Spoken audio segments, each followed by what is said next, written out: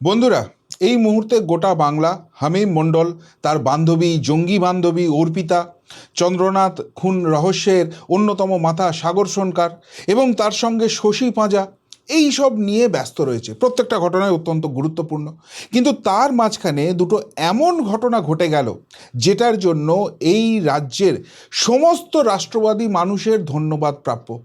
আমরা যে সোনার বাংলা দেখার জন্য এই রাজ্যে পরিবর্তন ঘটিয়েছি, অবশেষে সেই জায়গায় এই রাজ্যের শাসক দল বিজেপিকে সঠিক পথ দেখিয়ে দিল এই রাজ্যের রাষ্ট্রবাদী মানুষরা। এই রাজ্যে কোনো রকম কোনো তোলাবাজি চলবে না, এই রাজ্যে আর কোনো চটি চাটাগিরি চলবে না। এটা যদি হয় তাহলে এই বিজেপিকেও কিন্তু কড়া সবক শেখানোর জায়গা আছে। এই বার্তাটা স্পষ্ট হলো, কিন্তু তার থেকেও যেটা অত্যন্ত গুরুত্বপূর্ণ বার্তা, বঙ্গ বিজেপি কিন্তু এখান থেকে শিক্ষা নিচ্ছে এবং বিষয়টা যে মোটেই ফেলে দেওয়ার মতো নয় এবং তারা অত্যন্ত সিরিয়াসলি ভাবছে, এটা কিন্তু সবথেকে ভালো এবং গুরুত্বপূর্ণ বিষয় হলো। নমস্কার, জয় শ্রীরাম, হর হর মহাদেব। আমি আপনাদের প্রিয় বন্ধু শুদ্ধশীল ঘোষ। বন্ধুরা, গতকাল থেকে দুটো ঘটনা ঘটেছে যেটা নিয়ে আলোচনা না করলেই নয়। প্রথমটা হচ্ছে বিজেপির রাজ্য সভাপতি শ্রমিক ভট্টাচার্য, তিনি একটা বিষয় নিয়ে কথা বলেছেন এবং সেটা হচ্ছে তোলাবাজি। দেখুন, এই রাজ্যে যখন তৃণমূল সরকারের বিরুদ্ধে আমরা লড়ছি, তখন বারবার এই তোলাবাজির বিরুদ্ধে আমরা গর্জে উঠেছি। আমরা বলেছি এই কালচারটা এই রাজ্য থেকে পুরোপুরি মুছে যাওয়া উচিত এবং আমাদের মনের মধ্যে আশা ছিল বিজেপি যদি এই রাজ্যে ক্ষমতায় আসে তাহলে এই কালচারটা কিন্তু বন্ধ হবে। কিন্তু আমরা যেটা দেখলাম, 4 তারিখ বিজেপি ক্ষমতায় আসার পর দলের একটা সামান্য অংশ হলেও সেই প্রক্রিয়া থেকে বেরিয়ে আসছে না, বরং তারা কোথাও গিয়ে বোধহয় মনে করছেন যে এতদিন যেটা তৃণমূল করে এসছে, এবার যেহেতু বিজেপি ক্ষমতায় এসছে তাদেরকে কেউ খোলা লাইসেন্স দিয়ে দিয়েছে এই জিনিসটা করার জন্য। এবং একটা পচা আলু যেরকম পুরো ঝুরির আলুটাকে পচিয়ে দিতে পারে, দলের মধ্যে একটা খুব সামান্য অংশও এটা করলে সার্বিকভাবে নামটা কিন্তু বিজেপির খারাপ হচ্ছিল, যেটা নিয়ে মানুষ বারবার প্রতিবাদ করেছে, বারবার কথা বলেছে এবং এটা নিয়ে বিজেপির যে কোনো কড়া স্টেপ নেওয়া উচিত সেটা সম্বন্ধেও কিন্তু আলোচনা হয়েছে। কিন্তু আমরা দেখছিলাম যে সেইভাবে কোথাও কিছু দেখা যাচ্ছে না এবং সেখান থেকেই বিতর্কটা জন্ম নিচ্ছিল, তাহলে কি ওই আলটিমেটলি বিজেপিরও তৃণমূলীকরণ হচ্ছে? কিন্তু বিজেপির রাজ্য সভাপতি শ্রমিক ভট্টাচার্য কালকে দর্থহীন ভাষায় যেটা জানিয়েছেন, তার জন্য তাকে হ্যাটস অফ।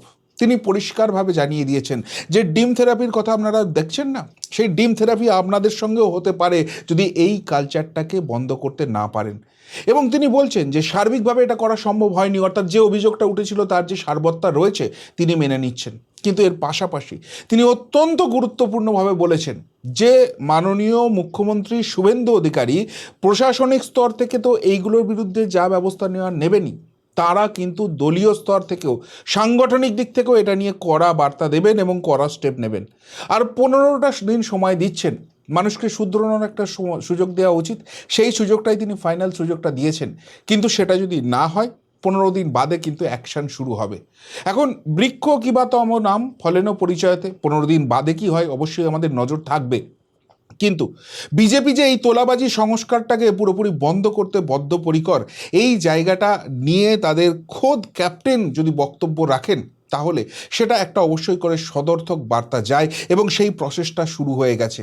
অর্থাৎ এই রাজ্যে তোলাবাজি নৈব নৈব চ, এটা যদি বিজেপিও করে তাহলেও সেটা তোলাবাজি, তাহলেও সেটা অন্যায় এবং যা যা আইনি ব্যবস্থা নিয়ে আছে তার বিরুদ্ধেও নিতে হবে।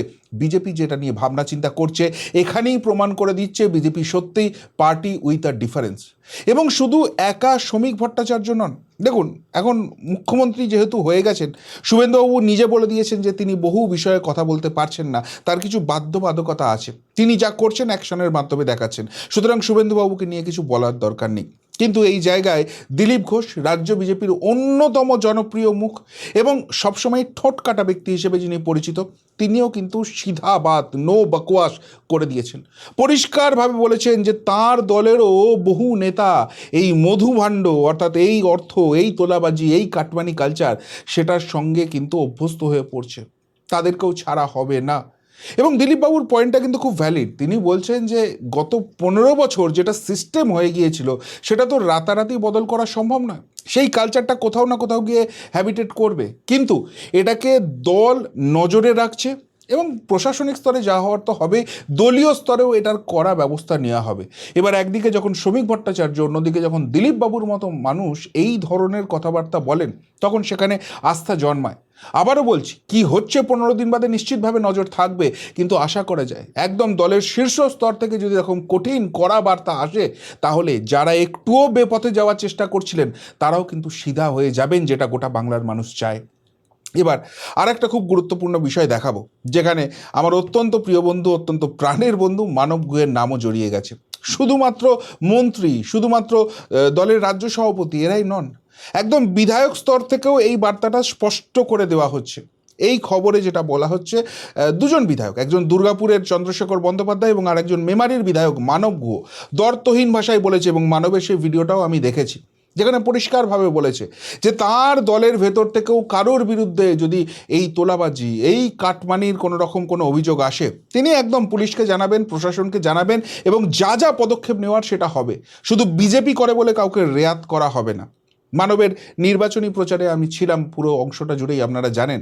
সেখানে মানব প্রচারে গিয়ে বারবার একটা কথাই বলেছেন, যে একবার মানব গুহকে বিধায়ক বানান, একবার বিজেপিকে মেমারিতে জেতান, তারপর ওই একটা বাড়ি করতে গেলেও কেউ এসে হাত পাতবে, একটা ড্রেন করতে গেলেও, একটা বাথরুম করতে গেলেও কেউ এসে হাত পাতবে, টোটোওয়ালা অটোওয়ালার কাছে হাত পাতবে, ওই কালচার সমূলে ধ্বংস হয়ে যাবে।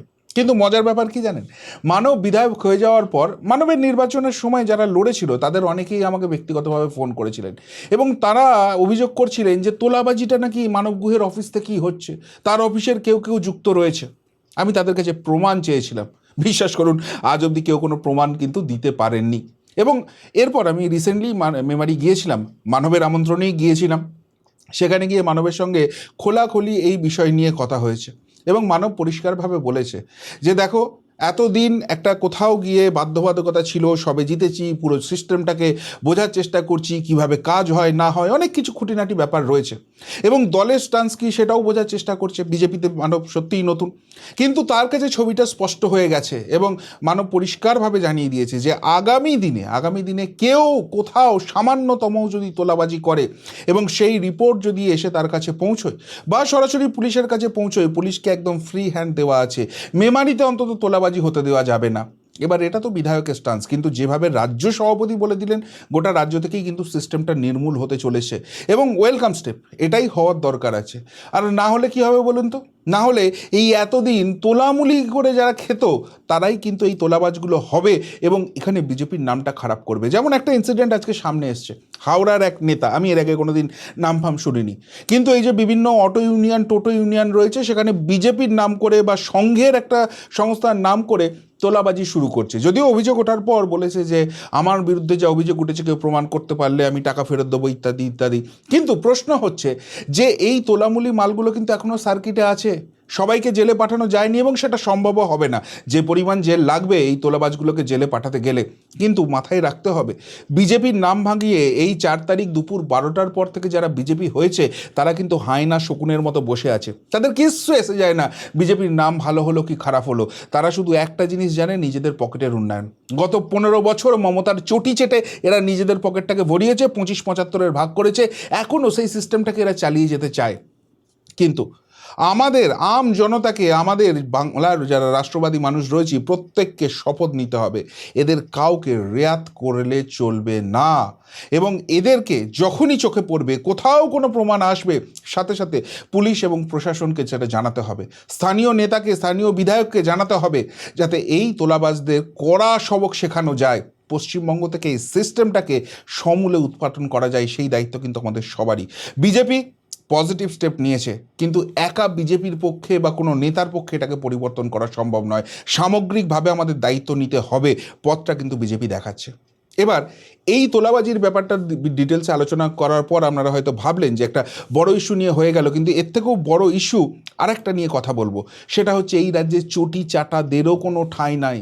যারা এতদিন নিজেদের স্বার্থে চটি চাটতেন, এবং চটি শুধু চাটতেন না, চটিটা নিজেদের মুখে ঢুকিয়ে বসেছিলেন এবং এই রাজ্যের হিন্দুদের তিলে তিলে মরতে দিয়েছিলেন, তাদেরও কোনো রকম কোনো ঠাঁই নেই, ওই ন্যাকামির আর কোনো জায়গা নেই। সৌজন্যের রাজনীতি অনেক হয়েছে, এদেরকেও সবক শেখানোর জায়গা এসেছে। এবং সেই সবক শেখানোর জায়গাটা গতকাল আমরা দেখলাম, যখন দীর্ঘ 19 বছর বাদে বাংলাদেশি লেখিকা তসলিমা নাসরিন, যাকে বাম আমলে কলকাতায় ঢুকতে বারণ করা হয়েছিল এবং মমতা নিজের দুধেল গাই ভোটের জন্য যে তসলিমা নাসরিনকে গত 15 বছরে ঢুকতে দেয়নি, সেই তসলিমা নাসরিন এই রাজ্যে রাষ্ট্রবাদী সরকার হওয়ার পর সগর্বে এলেন, সসম্মানে এলেন এবং তাকে পূর্ণ মাত্রায় সম্মান জানানো হলো। কিন্তু মুশকিলটা হচ্ছে, এই তসলিমা নাসরিন তিনি লেখিকা হিসেবে অত্যন্ত বড়, তাকে পূর্ণ সম্মান জানিয়ে বলছি, তিনি কি বাংলায় এই চটি চাটাদের কি পরিমাণ নিদারুণ হাত ছিল মমতার সাম্রাজ্য বজায় রাখা এবং হিন্দুদের তিলে তিলে শেষ হয়ে যাওয়া, সেই ব্যাপারে কোনো খোঁজ খবর রাখেন? কেন উঠছে প্রশ্নটা? কারণ তিনি স্টেজ থেকে ডেকে ফেলেছিলেন জয় গোস্বামীকে, আর তাকে ডাকতেই দর্শক আসন থেকে যে অভ্যর্থনা পেয়েছেন, জয় গোস্বামী ল্যাজ গুটিয়ে এসে আবার সিটে বসে পড়েছে।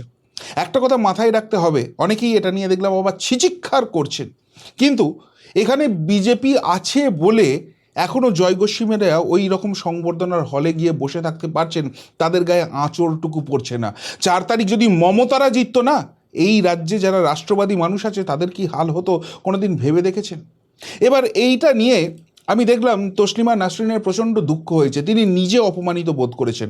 আবারও বলছি, তাকে বিদেশে থাকতে হয়েছিল, তিনি বিদেশে ছিলেন, লেখিকা হিসেবে তাকে আমি পূর্ণ সম্মান জানাচ্ছি।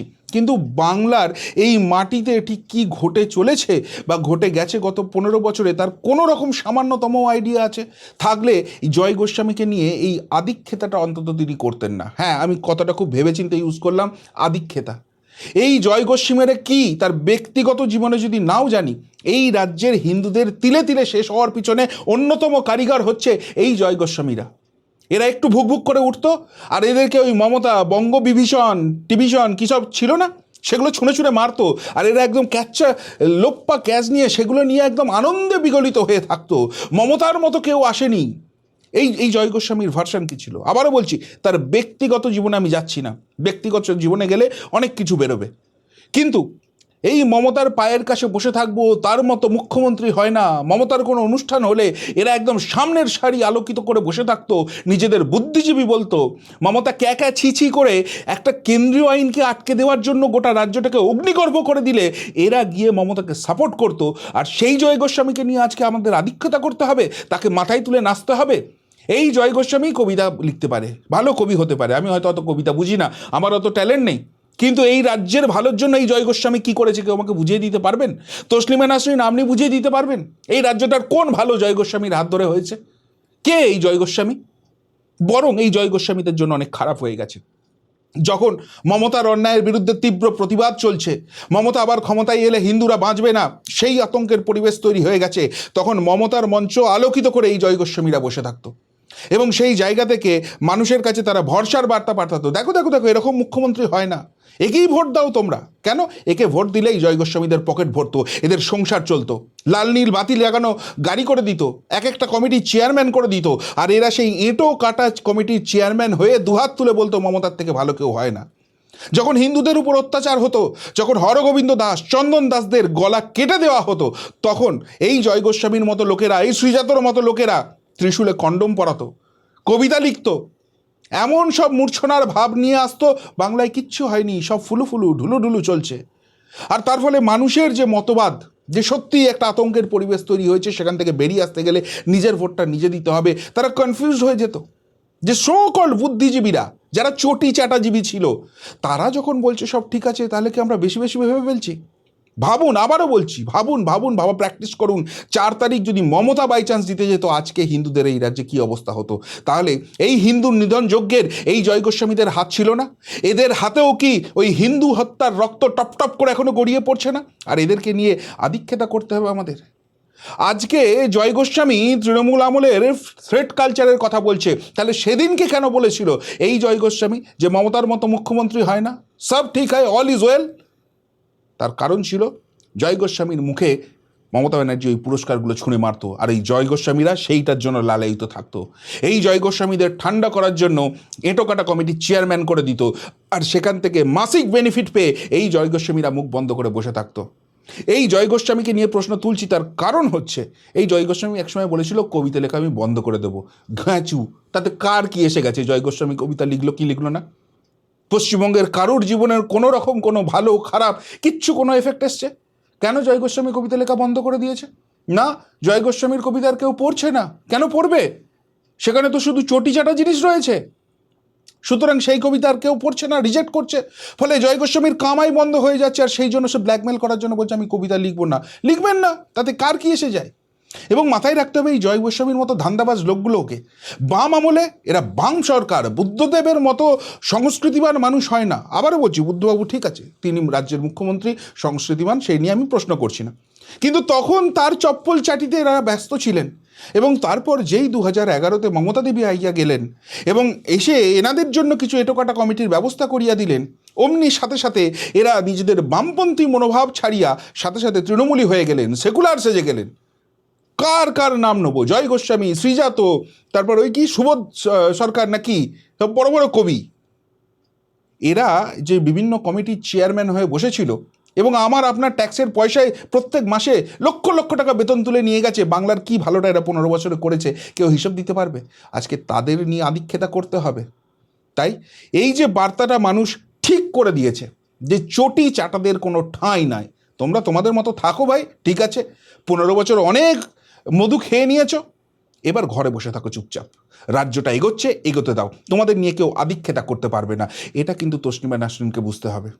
আজকে তসলিমা নাসরিন কথা বলছেন হিন্দু মেয়েদের সমানাধিকার নিয়ে পাচ্ছে না, বাংলাদেশ নিয়ে কথা বলছেন, জয় গোস্বামীকে ডাকা হয়েছে, সেখানে মানুষ তাকে চটিচাটা বলেছে, এই জন্য অপমানিত মনে করছেন।